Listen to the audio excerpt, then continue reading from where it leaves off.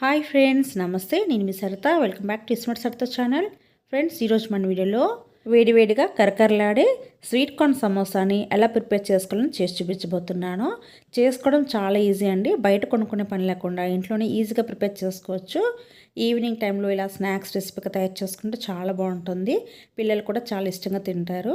ఇక వీటిని ఎలా తయారు చేసుకోవాలో వీడియోలోకి వెళ్ళి చూసేద్దాం. ముందుగా ఒక మిక్సింగ్ బౌల్ తీసుకోవాలి. ఇందులోకి 2 కప్పుల వరకు మైదా పిండిని తీసుకోవాలి. ఇక్కడ మీరు మైదానైనా తీసుకోవచ్చు, లేదంటే గోధుమ పిండినైనా తీసుకోవచ్చు.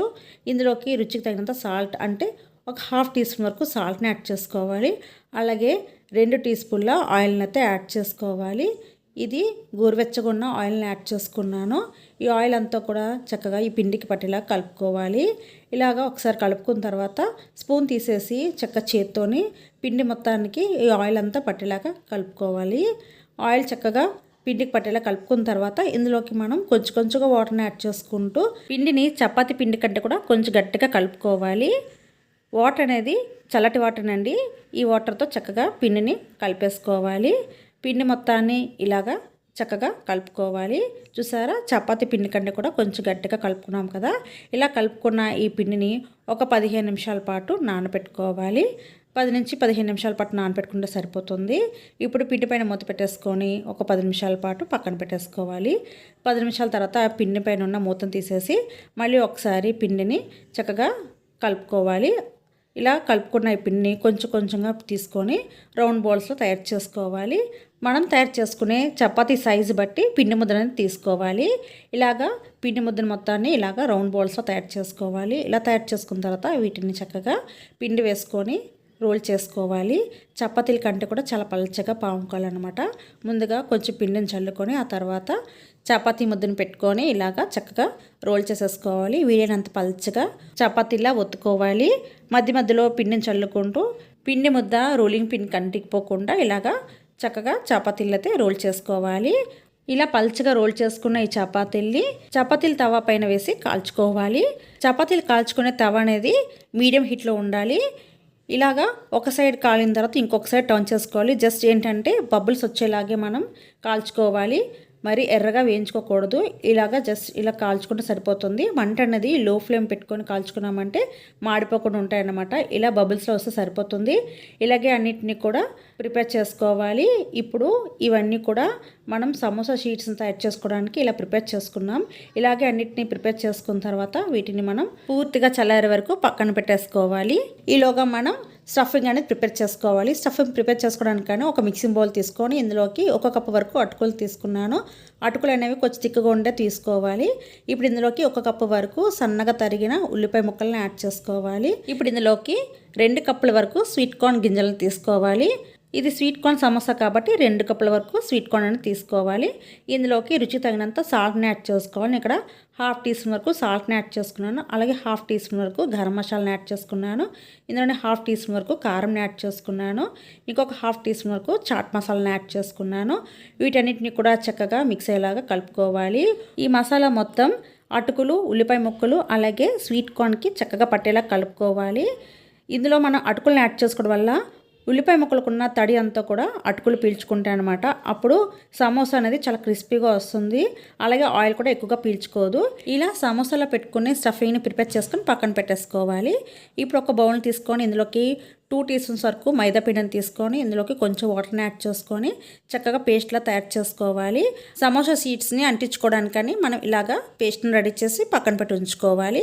ఇప్పుడు ముందుగా రెడీ చేసుకున్న చపాతీల్ని తీసుకొని అన్నిటిని కూడా సమానంగా పెట్టుకొని 4 పక్కల కూడా కట్ చేసుకోవాలి. ఇలా అన్ని పక్కల కూడా ఈక్వల్గా ఉండేలాగా షీట్లని కట్ చేసుకోవాలన్నమాట. వీటిని ఇలా కట్ చేసుకొని పక్కన పెట్టి ఉంచేసుకోవాలి. ఇవేం వేస్ట్ కావండి. వీటిని చిన్న ముక్కలుగా కట్ చేసుకొని చక్కగా ఆయిల్లో వేయించుకుంటే క్రిస్పీగా చాలా బాగుంటాయి అన్నమాట. వీటిని అయితే పక్కన పెట్టేసుకొని ఇప్పుడు ఈ సమోసా షీట్స్ని తీసుకోవాలి. దీన్ని మనకు నచ్చిన సైజులో కట్ చేసుకోవాలి. మనం తయారు చేసుకునే సమోసా సైజు బట్టి షీట్స్ అనేవి కట్ చేసుకోవాలి. నేనైతే కొంచెం పెద్ద సైజులో తయారు చేసుకుంటున్నాను. అందుకని నేను ఇక్కడ విత్నెస్ అనేది కొంచెం ఎక్కువగా తీసుకున్నాను. లేదంటే మీరు వీటిని 3 భాగాలుగా కూడా కట్ చేసుకోవచ్చు. ఇలాగ షీట్స్ని కట్ చేసుకున్న తర్వాత ఇప్పుడు వీటిని సమోసాలా ఫోల్డింగ్ చేసుకోవాలి. దీనికోసం ఇలాగా సమోసా షీట్ని ఇలాగ మధ్యలోకి ఫోల్డ్ చేసుకొని ముందుగా ప్రిపేర్ చేసి పెట్టుకున్న మైదా పిండి పేస్ట్ని షీట్కి మధ్యలో అప్లై చేసుకొని ఇలా కోన్ షేప్లో మడత పెట్టుకోవాలి. ఇలా షీట్ మొత్తాన్ని కోన్ షేప్లో ఫోల్డ్ చేసిన తర్వాత ఎడ్జ్ని కూడా ఇలాగా మైదా పిండి పేస్ట్ అప్లై చేసి ఫోల్డ్ చేసేసుకోవాలి. కోన్ షేప్ అయితే రెడీ అయిపోయింది కదా. ఇప్పుడు ఇందులోకి స్టఫింగ్ పెట్టేసుకోవాలి. స్టఫింగ్ని అయితే 3/4 వరకు వచ్చేలాగా పెట్టుకోవాలి. ఫోల్డింగ్ చేసుకోవడానికి వీలుండేలాగా చూసుకొని స్టఫింగ్ అయితే పెట్టుకోవాలి. ఇలాగా స్టఫింగ్ పెట్టుకున్న తర్వాత కొంచెం ప్రెస్ చేసుకోవాలి. ఇలా స్టఫింగ్ని కొంచెం లోపలికి ప్రెస్ చేసుకోవడం వల్ల సమోసాని ఫోల్డ్ చేసుకోవడానికి ఈజీగా ఉంటుందన్నమాట. ఇప్పుడైతే స్టఫింగ్ చక్కగా పెట్టేసుకున్నాం కదా. ఇప్పుడు ఫోల్డ్ చేసుకోవడానికని ఎడ్జ్లో కూడా కొంచెం మైదాపిండి పేస్ట్ని అప్లై చేసుకొని చక్కగా ఫోల్డ్ చేసుకోవాలి. ఎక్కడ కూడా గ్యాప్ లేకుండా చక్కగా ఫోల్డ్ చేసేసుకోవాలి. ఎక్కడైనా గ్యాప్ ఉన్నట్టుగా ఉంటే మైదాపిండి పేస్ట్ని అప్లై చేసుకొని ఇలాగ ఫోల్డ్ చేసేసుకోవాలి. ఇలా ఎక్స్ట్రా పీసెస్ కూడా కొంచెం మైదాపిండి పేస్ట్ని అప్లై చేసి ఫోల్డ్ చేసేసుకోవాలి. ఇలాగైతే సమోసాని చక్కగా ఇలాగా ప్రిపేర్ చేసుకోవాలన్నమాట. మనం ముందుగానే షీట్స్ని ప్రిపేర్ చేసి పెట్టుకున్నామంటే ఈజీగా మనం స్టఫింగ్ రెడీ చేసుకొని సమోసాలు ప్రిపేర్ చేసేసుకోవచ్చు. ముందుగా షీట్స్ని ప్రిపేర్ చేసేసుకొని అల్యూమినియం ఫాయిల్లో ఫోల్డ్ చేసేసుకొని తర్వాత ఎయిర్ టైట్ కంటైనర్లో పెట్టుకున్నామంటే ఎప్పుడు కావాలంటే అప్పుడు ఈ షీట్స్ని తీసుకొని మనం సమోసాలను ప్రిపేర్ చేసుకోవచ్చు. లేదంటే బయట దొరుకుతూ ఉంటాయి, అవి కూడా తెచ్చుకొని మనం సమోసాలను ప్రిపేర్ చేసుకోవచ్చు. చాలా టేస్టీగా ఉంటాయి. స్టఫింగ్ అనేది మనకు నచ్చిన విధంగా ప్రిపేర్ చేసుకోవచ్చు. ఇప్పుడైతే ఇలాగా అన్నిటిని కూడా ఇలాగ సమోసాలా ప్రిపేర్ చేసేసుకున్నాం కదా. వీటిని చక్కగా ఫ్రై చేసుకోవాలి. చూసారా, ఫ్రై చేసుకోవడానికి చాలా ఈజీగా ఉంటుందన్నమాట. ఇప్పుడు ఫ్రై చేసుకోవడానికి అన్ని స్టవ్ వెలిగించుకొని కడాయిని పెట్టుకొని డీప్ ఫ్రై సరిపడినంత ఆయిల్ పెట్టుకొని ఆయిల్ మీడియం హీట్లోనే ఉండాలి.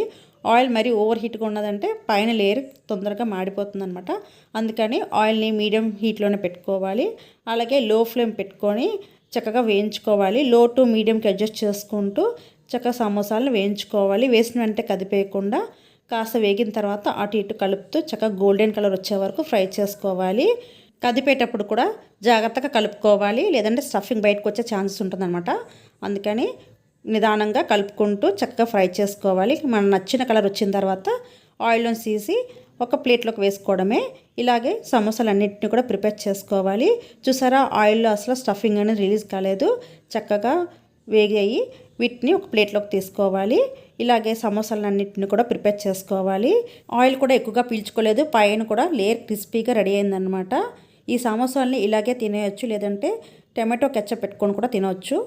ఇలా ప్రిపేర్ చేసుకున్న ఈ సమోసాలకి వేయించిన పచ్చిమిర్చితో గార్నిష్ చేసుకుంటే చాలా బాగుంటుందన్నమాట. పచ్చిమిర్చి ఫ్లేవర్తో ఈ సమోసాలు చాలా టేస్టీగా, అలాగే తినే కొద్ది తినాలనిపిస్తే అంత బాగుంటాయి అన్నమాట. పైన క్రిస్పీగా లోపల సాఫ్ట్గా చాలా బాగుంటాయి. మీరు కూడా తప్పకుండా ట్రై చేయండి. ఈ వీడియో కనుక మీకు నచ్చినట్లయితే లైక్ చేయండి, షేర్ చేయండి. మరొక మంచి వీడియోతో మళ్ళీ కలుసుకుందాం. Till then thanks for watching this video and bye.